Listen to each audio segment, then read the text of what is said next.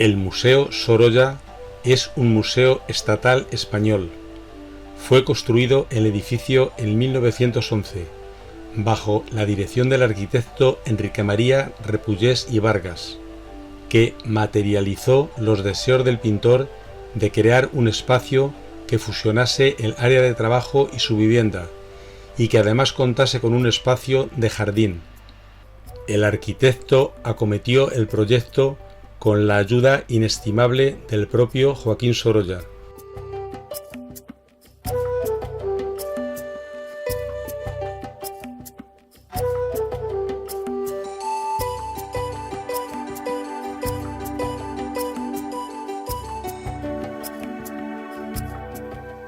Escultura en resina, copia de la original que se encuentra en el interior, de bronce patinado, hecha por Mariano Benlliure, regalada por él a su amigo Sorolla, realizada en Roma en 1884, representa a un pastorcillo que toca una especie de gaita.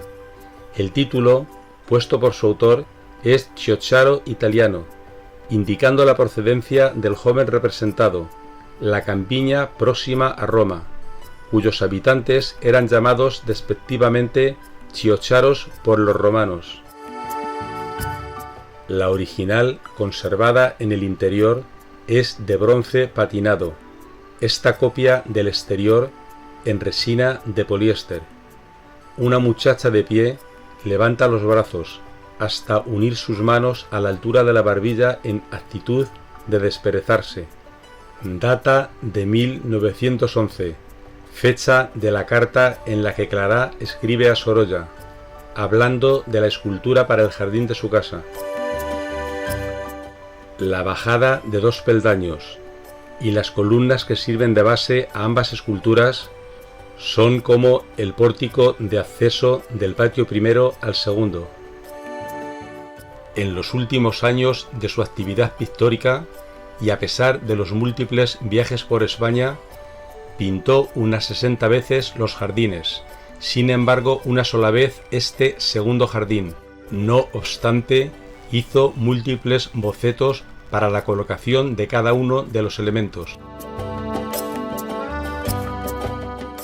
3 amorcillos desnudos, con manto terciado en el hombro y el cabello ceñido con guirnaldas, tocan panderetas, crótalos y tambor, sentados sobre una pequeña base cilíndrica de mármol. Es el elemento central decorativo de una fuente realizada con una taza de mármol, montada sobre un capitel renacentista. En 1988 se repuso la que tocaba el tambor, sustraída anteriormente, y se restauraron las 2 restantes. Se atribuye tradicionalmente y sin fundamento a Mariano Benlliure. Este segundo jardín fue el último en construirse y plantarse, y en su definición final influyó la estancia de Sorolla en 1917 en Granada, donde estudió a fondo los jardines de la Alhambra y el Generalife. Compró mirtos o arrayanes para los setos, además de otras plantas.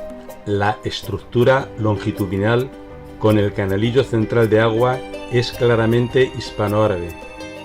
Para la recreación del jardín hispanoárabe que hace Sorolla en su casa, el pintor contacta con la fábrica José Mensaque y Vera, de Sevilla.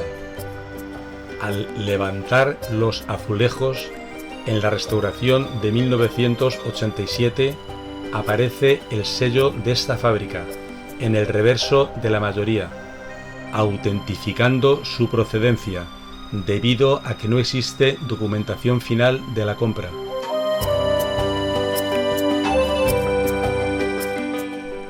La escultura de togado romano de época Flavia, siglo I después de Cristo, procede de Cástulo, ruinas romanas cerca de Linares, Jaén. Tras el expolio de las ruinas, el marqués de Viana se la regaló a Sorolla junto con otra que se encuentra en los almacenes. Se eleva sobre alto plinto de piedra. Esta tipología escultórica supuso una de las grandes aportaciones romanas a la escultura.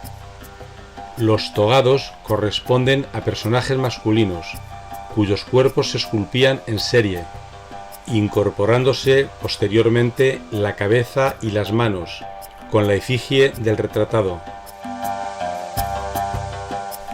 Estos dos capiteles, con forma de nido de abeja, fueron expoliados de las ruinas de Medina Zara por Ricardo Velázquez Bosco, que se los regaló a Sorolla. Hay 3 más en el interior del museo, mucho mejor conservados que estos dos y que el togado romano, que están a la intemperie en el exterior. Aprovecha sus constantes viajes con motivo de la ejecución de los lienzos para decorar la biblioteca de la Hispanic Society de Nueva York y comprar mobiliario, azulejería, cerámica, columnas y todo tipo de elementos decorativos para la casa. Partido el campo primero y partido a su vez con el primer cuartel mediante una banda y el segundo con 5 estrellas puestas en aspa. Segundo cuartelado en el primer y cuarto cuartel, partido de Castilla y León. En el segundo y tercero 3 flores de lis, bien ordenadas, las armas de Francia. Bordura general componada de veros y timbre de lambrequines y guirnalda, flanqueada por los leones cenantes. Se relaciona con los linajes de Sandoval, Rojas o de la Cerda. Este bajorrelieve, esculpido en piedra, es de estilo renacentista. Fue un legado fundacional de la viuda de Sorolla.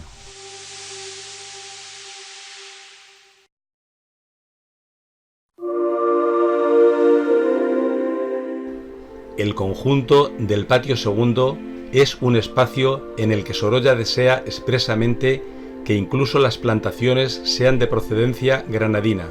Modesto Cendolla, el arquitecto director de la Alhambra, le enviará bolas de boj y tallos de arrayán, cortados del propio patio de la alberca de la Alhambra, dándole instrucciones de cómo debe plantarlos. El 22 de febrero, el arquitecto de la Alhambra pide a Sorolla que le diga los metros lineales de arriate que piensa formar para tenerlo en cuenta a la hora de enviar los arrayanes, y el 1 de marzo le apremia, preguntándole si puede ya recibirlos, porque al día siguiente van a empezar a cortar los del patio de la alberca o de los arrayanes, siendo estos tallos los que quiere enviarle, concluyendo el diseño y plantación en marzo de 1917, y analizando el conjunto se observan 3 elementos básicos en el segundo jardín: la acequia y alberca, que protagonizan el eje axial del jardín junto al togado romano, que ubicado en el testero, este pone colofón a la línea de agua de neta inspiración granadina, con la que rememora a escala el patio de la acequia del Generalife. En segundo lugar, la fuente o pilar granadino en uno de los ángulos, y la columnata que separa los jardines segundo y tercero, en la que se emplazan las 3 reproducciones de bronces pompeyanos. Estos 3 elementos se convierten en los 3 puntos básicos sobre los que basculan todos los dibujos preparatorios. A la izquierda del eje central de la acequia destaca una fuente de inspiración barroca.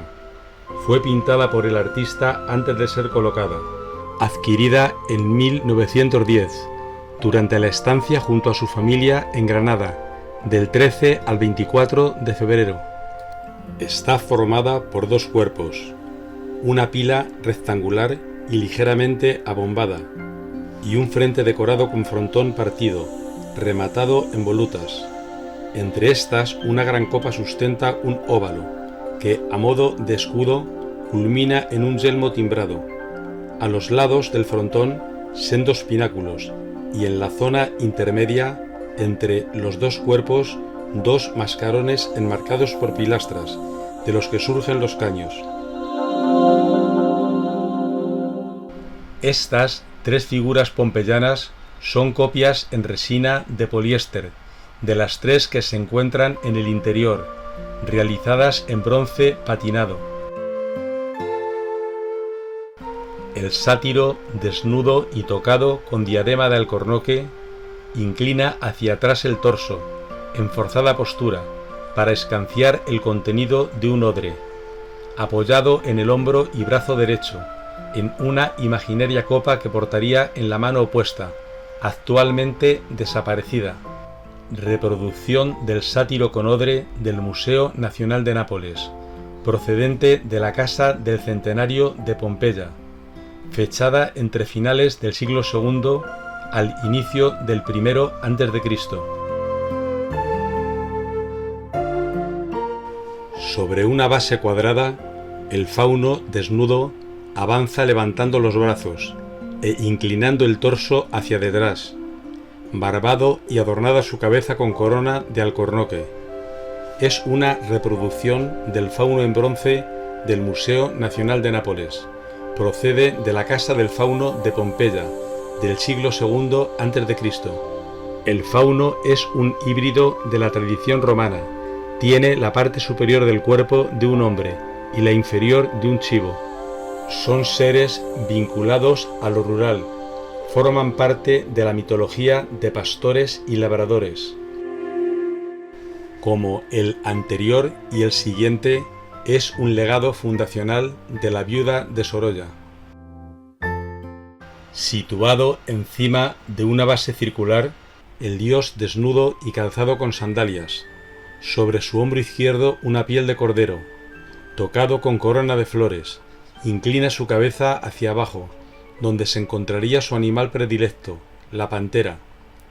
Es una reproducción del Dionisios en bronce del Museo Nacional de Nápoles, erróneamente conocido con el nombre de Narciso. Dionisos, hijo de Zeus y Semele, es el dios del vino, la vegetación y el teatro.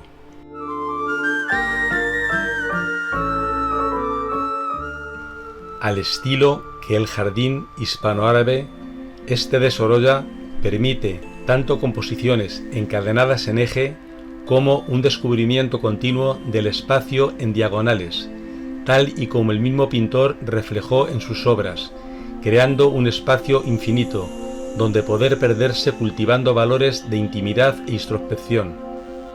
Creó una obra eterna, donde la inmensidad del tiempo da pie a numerosas instantáneas, siempre cambiantes, contrapunto ideal para muchos de sus retratos. Tal vez no sea una mera coincidencia que fuese en estos mismos jardines donde terminó su actividad pictórica, con el último de sus retratos, Mabel Rich, esposa de don Ramón Pérez de Ayala. Dicho cuadro se expone sin terminar en el estudio del pintor. Los 3 jardines están dispuestos en forma de L, ofreciendo respiro e iluminación a las fachadas este y sur del edificio. Los jardines que reciben al visitante son los que el mismo Sorolla planificó como uno de los ingredientes fundamentales de su casa-taller, intentando reconstruir en ellos detalles de la jardinería andaluza que tanto admiró. Esta es una de las últimas versiones pintada en la primavera de 1920, antes de que sufriera el ataque de hemiplegia, que le impediría pintar sus 3 últimos años de vida. La butaca vacía da a este cuadro una peculiar intensidad.